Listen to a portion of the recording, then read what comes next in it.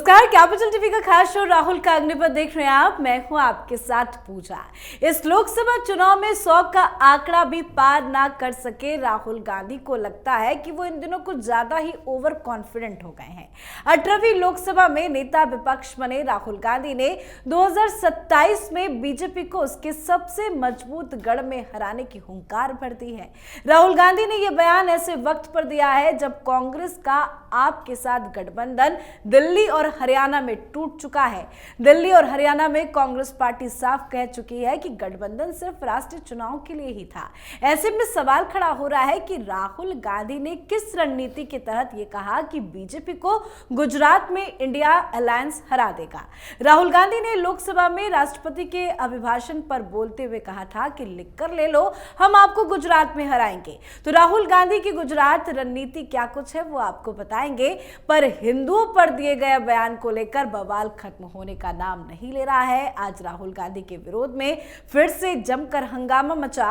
राहुल गांधी के इस्तीफे की मांग की गई, माफी की भी मांग की गई, तो विरोध पर भी चर्चा करेंगे और इस विरोध से बढ़ के राहुल गांधी का रिएक्शन भी आपको दिखाएंगे। चर्चा के लिए मेरे साथ स्टूडियो में मौजूद हैं कैपिटल टीवी के एग्जीक्यूटिव एडिटर राजीव जी। सर, आपका बहुत बहुत स्वागत। धन्यवाद। तो चर्चा की शुरुआत करें, पर सबसे पहले आप जरा कुछ तस्वीरें देख लीजिए। राहुल गांधी के हिंदू विरोधी टिप्पणी के खिलाफ विरोध प्रदर्शन देश के कोने कोने में हो रहा है। राहुल के बयान ने देश भर के हिंदुओं को आहत किया है, जिसको लेकर लोगों का गुस्सा फूट पड़ा है। राहुल गांधी का कहीं पुतला फूका जा रहा है, तो कहीं राहुल गांधी के खिलाफ नारेबाजी हो रही है, तो कहीं उनकी तस्वीर पर कालिक पोती जा रही है। आज तो दिल्ली बीजेपी के बड़े बड़े नेता भी सड़क पर नजर आए। आज सैकड़ों की संख्या में बीजेपी कार्यकर्ताओं ने कांग्रेस मुख्यालय के बाहर प्रदर्शन किया। इस दौरान बांसुरी स्वराज, तेजस्वी सूर्या, कमलजीत शेरावत सहित महिला मोर्चा के तमाम नेता मौजूद रहे। सभी ने राहुल गांधी से माफी की मांग की है। सर, राहुल गांधी ने जो हिंदुओं को लेकर बयान दिया है, उनके बयान को लेकर हर दिन विरोध बढ़ता जा रहा है। आज भी देश के कोने कोने में राहुल गांधी के खिलाफ विरोध हुआ। क्या ये विरोध प्रदर्शन थमेगा या और बढ़ेगा? देखिए, बढ़ना चाहिए। विरोध प्रदर्शन अभी भारतीय जनता पार्टी के नेता कर रहे हैं। अगर हिंदुओं को यह समझना है कि किसी हिंदू विरोधी बयान का विरोध करने के लिए केवल भारतीय जनता पार्टी के नेता ना आए सामने, हिंदुओं को सामने आना चाहिए, सामान्य लोगों को सामने आना चाहिए।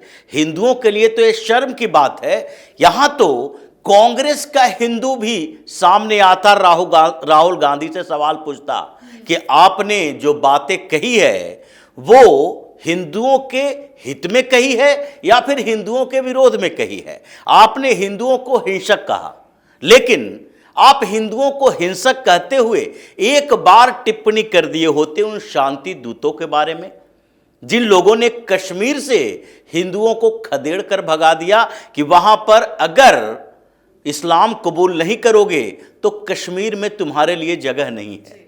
जिन लोगों ने पूरे देश में अलग अलग ठिकानों पर, जगहों पर बम विस्फोट किए हैं, उस शांति दूतों को भी एक बार कह देते कि उनको हिंसक कहा जाए या ना कहा जाए, या फिर उन लोगों की चर्चा भी कर लेते जिन्होंने कन्हैया लाल की गला रेत कर हत्या कर दी।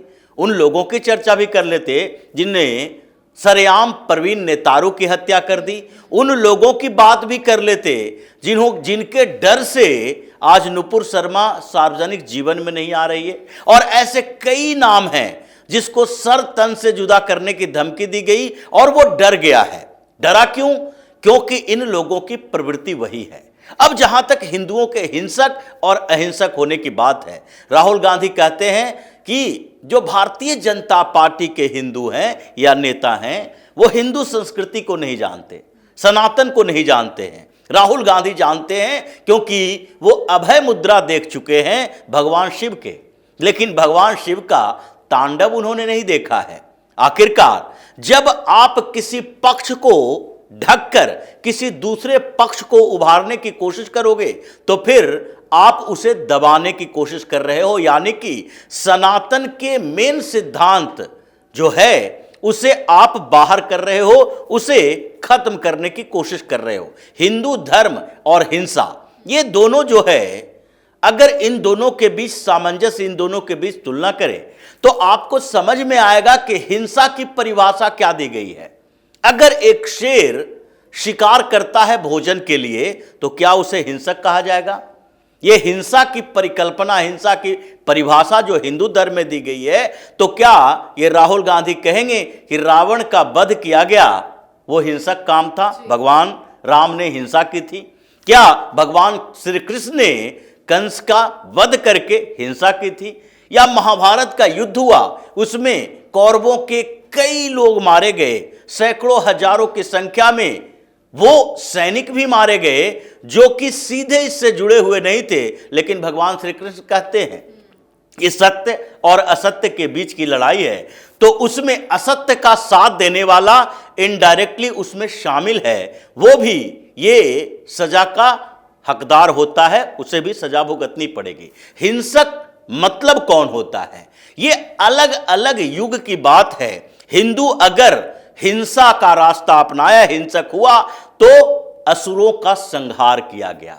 क्या असुरी प्रवृत्ति को खत्म करना हिंसा है? तो क्या पूरे दुनिया में हम उस आसुरी प्रवृत्ति को आगे बढ़ने का मौका दें? हम हाथ जोड़कर खड़े रहें इस बात के लिए कि हम तो हिंसा नहीं करेंगे, सामने वाला हिंसक पशु की तरह हमारे साथ व्यवहार करे, फिर भी हम हाथ जोड़कर खड़े रहेंगे। ये तो राहुल गांधी ही नहीं, बल्कि उस विचारधारा के लिए है जिस विचारधारा ने हिंदुओं को एक तरीके से नपुंसक बनाने की कोशिश की कि तुम हाथ नहीं उठाओगे।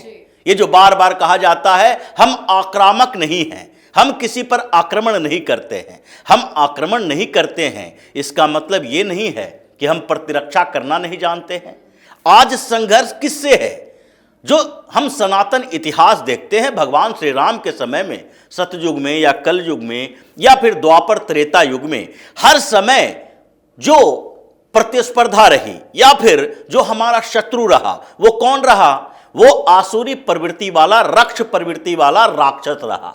अब आसुरी प्रवृत्ति अलग अलग समय में बदलते रहते हैं। अगर किसी समय में रावण सनातन परंपराओं के खिलाफ जाकर अपने प्रवृत्ति के अनुकूल ऋषि मुनियों को तंग कर रहा था, परेशान कर रहा था, वैदिक यज्ञों को विनष्ट कर रहा था, तो उसको खत्म करने के लिए भगवान खुद अवतार लेते हैं। ये तो अंतिम तरीका होता है, लेकिन उससे पहले भी भगवान श्री राम से पहले क्या असुरों के संहार के लिए राजाओं ने संघर्ष नहीं किया?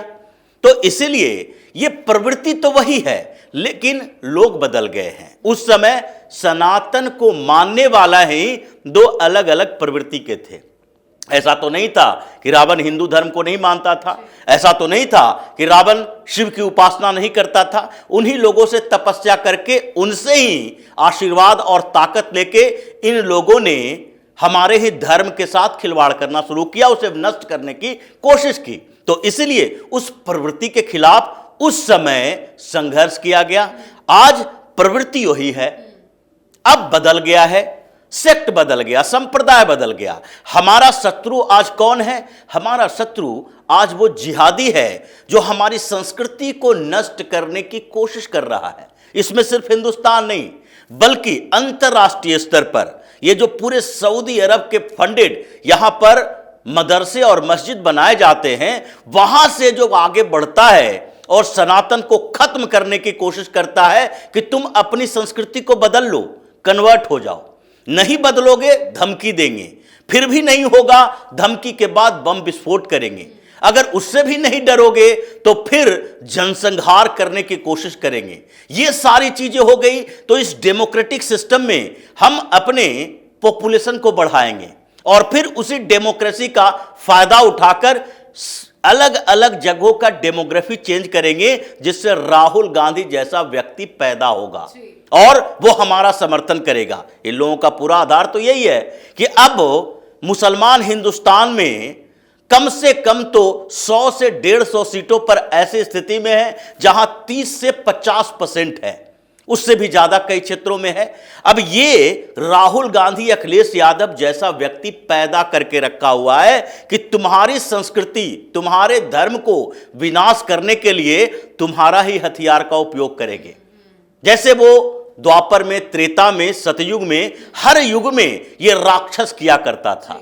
वो हमारे ही देवताओं का उपासना करेगा, वो तपस्या करेगा, उन्हीं से ताकत प्राप्त करेगा और उसका उपयोग किसके खिलाफ करेगा? हमारे खिलाफ ही करेगा, हमारे धर्म संस्कृति को नष्ट करने के लिए। यही तरीका इन लोगों ने अपनाया जब सारे पैतरे फेल हुए। तो अब ये क्या कर रहा है? अब ये डेमोक्रेसी का फायदा उठाकर कुछ सीटों पर अपना वर्चस्व बनाकर राहुल गांधी, अखिलेश यादव, स्टालिन ऐसे राक्षस पैदा किया है कि जो हमारी संस्कृति, हमारे धर्म के खिलाफ काम करना शुरू कर दिया है। ये राहुल गांधी किस अहिंसा की बात करते हैं? आज ये बता रहा है कि हमारे दफ्तरों पर हंगामा किया गया। गुजरात में, अहमदाबाद में कांग्रेस के दफ्तर में तोड़फोड़ मचाई गई। जिसका आप जिक्र कर रहा है उसको लेकर राहुल गांधी ने ट्वीट किया है, वो जरा दर्शकों को दिखाते हैं। तो राहुल गांधी ने ट्वीट करके लिखा है कि गुजरात कांग्रेस कार्यालय पर हुआ कायरतापूर्ण और हिंसक हमला बीजेपी और संघ परिवार के बारे में मेरी बात को और पुख्ता करता है। हिंसा और नफरत फैलाने वाले बीजेपी के लोग हिंदू धर्म के मूल सिद्धांतों को नहीं समझते। गुजरात की जनता उनके झूठ के पार साफ देख सकती है और भाजपा सरकार को निर्णायक सबक सिखाएगी। मैं फिर से कह रहा हूं, इंडिया गुजरात में जीतने वाला है। जब विरोध प्रदर्शन किया जाता है, तोड़फोड़ होती है, नारेबाजी और चेहरे पर कालिक पोती जाती है, तो राहुल गांधी को गुस्सा क्यों आ जाता है? क्योंकि राहुल गांधी ये जो बार बार कहते हैं हम तो शांति के प्रतीक हैं, हम नफरत नहीं फैलाते, हम वास्तविक हिंदू हैं। ये हिंदू तो है नहीं, लेकिन दिखाने के लिए बोल देता है। ये जो शांति दूतों के साथ चल के, जो शांति दूत आजकल वही हैं जो एक्टिविटी करेंगे, विस्फोटक बम फोड़ेंगे, गला रेत कर हत्या करेंगे, हर जगह पर यहां वहां जहां पर देखो नरसंहार करेंगे और उसके बाद कहेंगे क्या कि हमारे धर्म ग्रंथ में तो कहीं भी हिंसा का जिक्र ही नहीं किया गया है। जिहाद भी हमारे अंदर की बुराइयों को खत्म करने के लिए है। जिहाद कहीं अंदर की बुराई तो खत्म नहीं कर सका, लोगों को खत्म करते गया। यह अभी भी देखने को मिल रहा है। और उसी शांति दूतों का नेतृत्व करने वाला राहुल गांधी आज नफरती हो गया क्योंकि इसके खिलाफ लोगों ने प्रदर्शन किया। अब ये गुजरात में, अहमदाबाद में हुआ क्या? कांग्रेस के दफ्तर पर कुछ भारतीय जनता पार्टी के लोग, और खासकर ये हम कह ही नहीं सकते कि वो सारे लोग भारतीय जनता पार्टी के थे। आप ये डिवाइड कर देते हो, यहां पॉलिटिक्स में डिवाइड कर दिया जाता है हिंदुओं को, मुसलमानों को नहीं कहा जाएगा।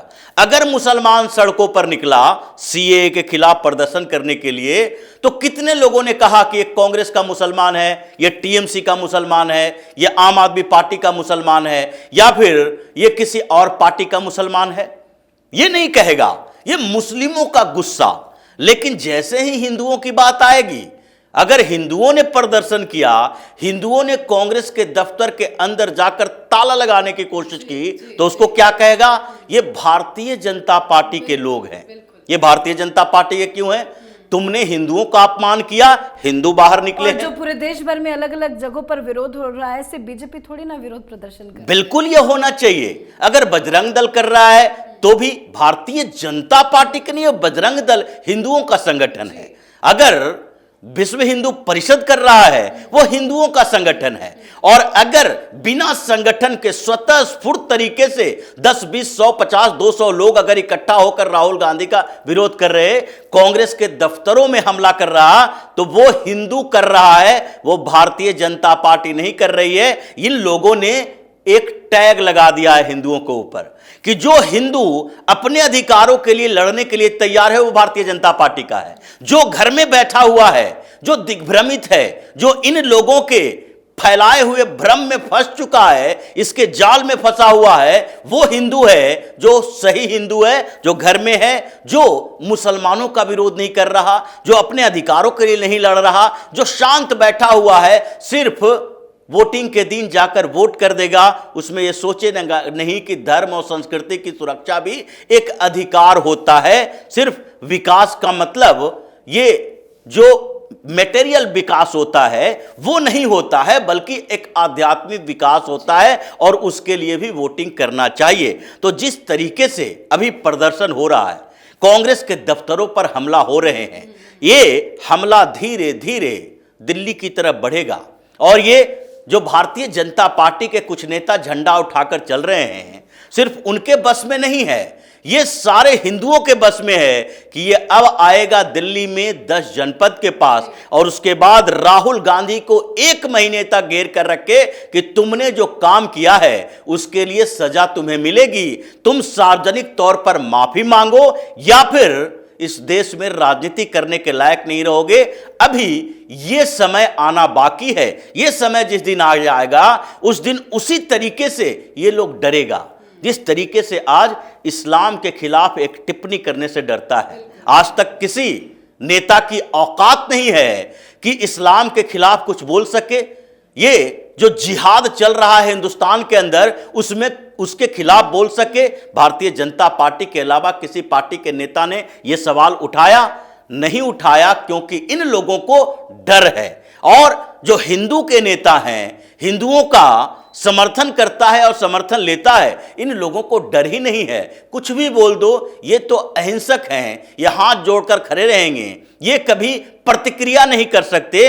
अब वो प्रतिक्रिया सामने आ रहा है। डर राहुल गांधी जैसे लोगों को इसलिए है कि अगर ये प्रतिक्रिया बढ़ती गई तो फिर हम मुसलमानों को खुश करने के लिए हिंदुओं के खिलाफ बयान नहीं दे पाएंगे। बिल्कुल सर, बहुत बहुत धन्यवाद समझाने के लिए। धन्यवाद। तो राहुल गांधी ने कहा है कि गुजरात में भी इंडिया गठबंधन की सरकार बनने जा रही है। उन्होंने कहा कि इस बार आप लिख के ले लो, आपको इंडिया गठबंधन गुजरात में हराने जा रहा है। पर गठबंधन का क्या हाल है ये किसी से छिपा नहीं है। वैसे राहुल गांधी क्या बोल देते हैं उन्हें खुद समझ में नहीं आता, लेकिन हिंदुओं पर जो राहुल गांधी ने बयान दिया है उसे जनता अब समझ चुकी है। राहुल गांधी को जब हिंदुओं का वोट चाहिए होता है तो वो मंदिरों के चक्कर लगाते हैं, लेकिन जब वो संसद में बोलने के लिए खड़े होते हैं तो वो हिंदुओं को हिंसक बता देते हैं, हिंदू विरोधी और सनातन विरोधी टिप्पणी करते हैं, जिससे उनकी मानसिकता स्पष्ट तौर पर उजागर हो चुकी है। इस पर आप अपनी राय कमेंट कर लिखें। देखते रहिए कैपिटल टीवी। नमस्कार।